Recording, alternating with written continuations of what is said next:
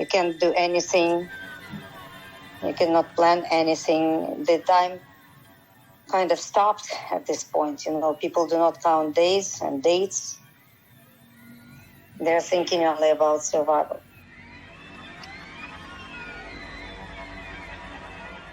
This is Voices of Ukraine, a podcast from the Harriman Institute at Columbia University.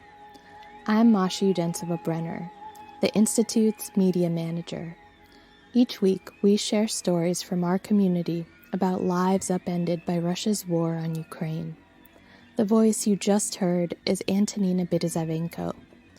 She taught Ukrainian at Columbia University's Slavic department for almost 10 years, until she moved back to Kyiv in 2008.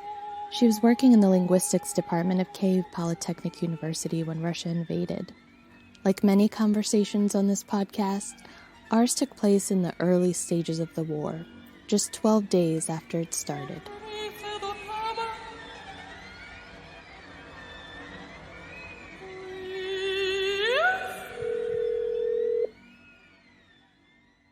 Hello? Hi, Antonina. This is Masha from the Harriman Institute. Oh, hi, Masha. How are you doing?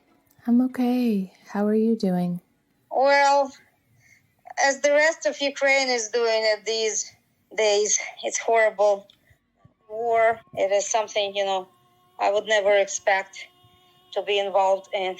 The streets are empty. People are running out of the country. You hear explosions all the time. This is horrible, Masha. I'm so sorry. I'm wishing you so much strength and safety. Where are you located right now? In Kyiv. I'm in my home, but I have one more neighbor in the entire building at this point. Everybody else is gone. How big is the building? How many people normally live there? Well, it's eight apartments, but we have the judicial firm downstairs with a lot of people who are coming back and forth. Usually there is movement of people, and now you don't see anybody. And do you go to the subways, the bomb shelters at night? Well, we have a bomb shelter downstairs in the basement. It's not like the real bomb shelter, but hopefully it works out. We are quite far from the metro station, and it is not a good idea to go outside when it's bombing. Actually, now it is the alarm about the air threat.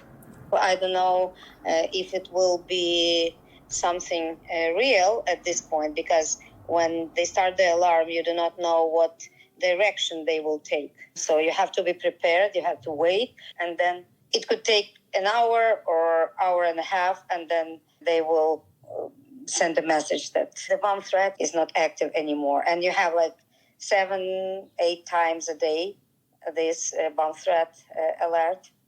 And I have to tell you that for civilians, it's pretty hard to live with. Where were you when the attacks first started? I was home, and myself and my neighbors, we heard this signal, and we had to rush downstairs into the basement and started to organize the space to make sure that we can stay there, because before people left, we had a lot of elderly people here and kids, cats and dogs, and everybody was in the same room. It was a nightmare, I have to tell you. In the days leading up to the war, did you ever believe that anything like this could happen? No. I think that this is something that no one on the surface of Earth would think of. I think that it's only sick consciousness of this dictator Putin could give a birth to such idea, to start the real conventional war on the ground. He's bombing civilians. He's bombing hospitals. He's bombing churches.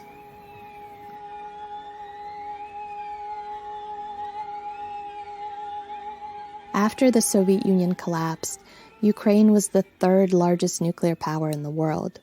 It gave up those weapons to Russia in 1994, in exchange for a guarantee of security from Russia, the UK, and the United States.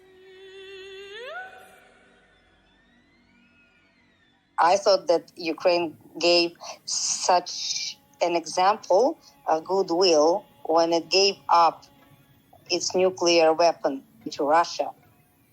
That I thought that after that demonstration of the readiness to live in peace and to practice the peaceful politics, I thought that nobody would be able to start the real war. But apparently it is not so.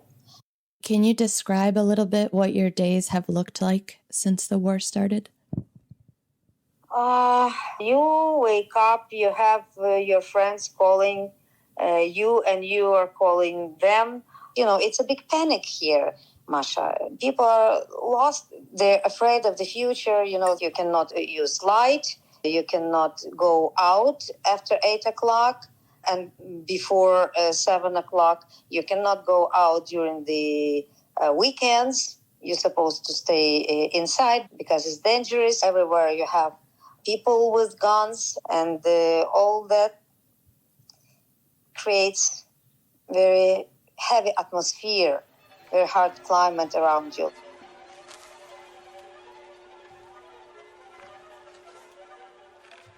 In the first days of the war, a close friend of Antonina's lost power because of the shelling and brought her 2 young daughters and big dog to stay in Antonina's apartment. There was this bomb threat alert, and we moved downstairs with my neighbors, and we tried to arrange places to sit, to put some food, because it was 4 hours to sit there. And then we were going to buy water, to buy medicine, to understand what's going on. Antonina's friend and her children stayed with her for only a few days. One of the daughters, who's 11, was crying constantly, refusing to eat. They tried to go to the suburbs to find safety, but the shelling reached them there too. They were in the basement. The ceiling cracked because of the fire outside. And after that, my friend made a firm decision that they have to leave. She has to take kids out of this hell. They got in a car and drove west. Days later, they made it safely to Brussels. They said that they were accepted so warmly there, and people were so nice and generous, you know, and kind. After all this nightmare, they said that it was like a haven for them. But Antonina continues to stay in Kyiv. She's helping the elderly who cannot leave, going to the apartments of friends who evacuated and giving away the food they left behind, searching for documents that friends forgot when they packed in haste. And did you ever consider leaving? Well, I did, but I don't know. My son is here, and he used to be in the territorial defense the first week. Then he caught the COVID infection, hard version of COVID infection. So he came home, and now he's sick. He stays separately, but at least I'm nearby, and I can support him with some supplies, some food, some water. Antonina's son is 37. He has no combat experience and was working as a freelance music composer before the war started. I wondered how Antonina felt when she found out that he was joining Ukraine's Territorial Defense Force, a network of volunteer militias that formed after Russia's annexation of Crimea and invasion of Donbass in 2014. The Territorial Defense Force has grown exponentially since Russia started its full-scale attack in February. How did you feel when your son registered? I was scared, you know. I was proud of him, of course, because he did it in the first day of the aggression. But a lot of people are there, and a lot of women are there. They are civilians. They were equipped with guns, but that's it. They do not understand how to put themselves in the safe position, and if they do not have helmets and vests, then we can consider them the easy target, too easy, you know. When we spoke, Antonina didn't want to leave Kyiv. to leave her son. I hear the bombs explosions all the time, and when they're bombing, you can see the lights, and it's a nightmare that you live through. But I didn't see real soldiers on the streets, and I didn't see the tanks here yet. Maybe if I do, then I will move out of here. Maybe I have to. I don't know. Thank you, Antonina. I really appreciate you taking the time to talk to me. Thank you very much, Masha. Have a good day. I'm glad you called.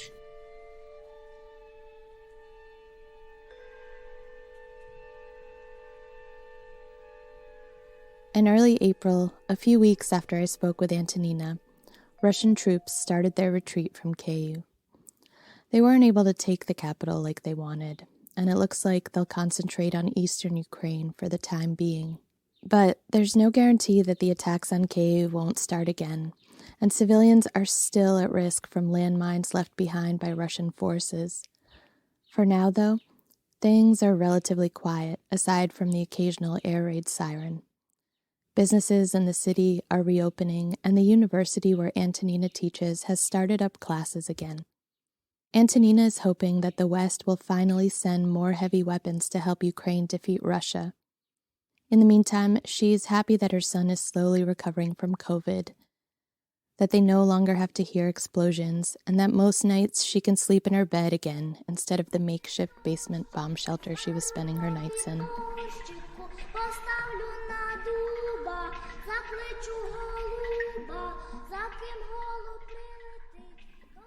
If you're looking for ways to support the people of Ukraine, please consider donating to razomforukraine.org. That's RAZOM for Ukraine.org. Thank you for listening to Voices of Ukraine from the Harriman Institute at Columbia University. I'm Masha Udentsova-Brenner. This episode was written and produced by me and edited by Lisa R. Cohen. The music in this series is by Ivan Nebesny, who's currently in Lviv.